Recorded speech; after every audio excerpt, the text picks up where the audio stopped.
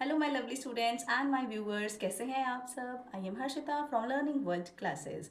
So I am back with two terms that gonna confuse you, and हो सकता है ये टर्म्स आपने सुनी है या नहीं सुनी। अगर आपने सुनी होंगी तो कहीं ना कहीं आपको ये डाउट भी रहा होगा कि इन दोनों के मीनिंग्स क्या होंगे। Okay, so let get started with the two words. So the words of the day are language. की जो फील्ड है उसमें ये दोनों टर्म्स यूज होती हैं जनरली।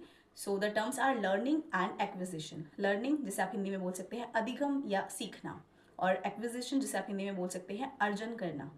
ठीक है, तो एक्विजिशन से स्टार्ट करते हैं। ये बेसिकली जो टर्म्स है ना, ये लैंग्वेज के कॉन्टेक्स्ट में बहुत ज़्यादा यूज़ की जाती हैं।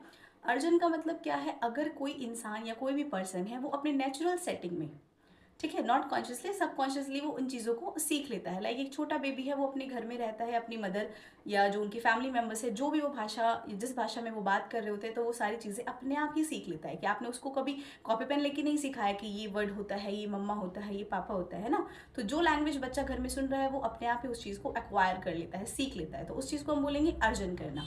ठीक है, वहीं पर अगर हम बात करते हैं लर्निंग की, तो लर्निंग बेसिकली क्या है, उसमें आपको पूरा एक proper focus and goal maintain करके किसी चीज़ को सीखने वाली जो चीज़ है वो लर्निंग के अंदर आ जाती है। फॉर एग्जाम्पल, हमारी जो भाषा है, मदर टंग है, वो हम एक्वायर करते हैं। ठीक है, जैसे हमारी मदर टंग है हिंदी, तो स्टार्टिंग से ही आपने अपने फैमिली में हिंदी सुनी है, तो आपको उसको अलग से पढ़ने की ज़रूरत नहीं है कि आपको अपनी भाषा अच्छे से आती है।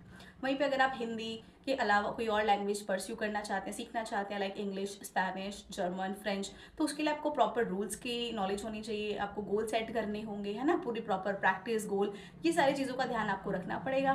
तो यही इन दोनों में डिफरेंस है कि अगर आप जनरली विदाउट एनी फोकस है, जनरली आप उसी चीज़ को सीख रहे हैं तो आप एक्वायर कर रहे हैं। अगर आप प्रॉपरली फोकस के साथ उस चीज़ को सीख रहे हैं तो फिर वो लर्निंग की कैटेगरी में आ जाती है। आई होप के टर्म्स आपको क्लियर हो गए होंगे।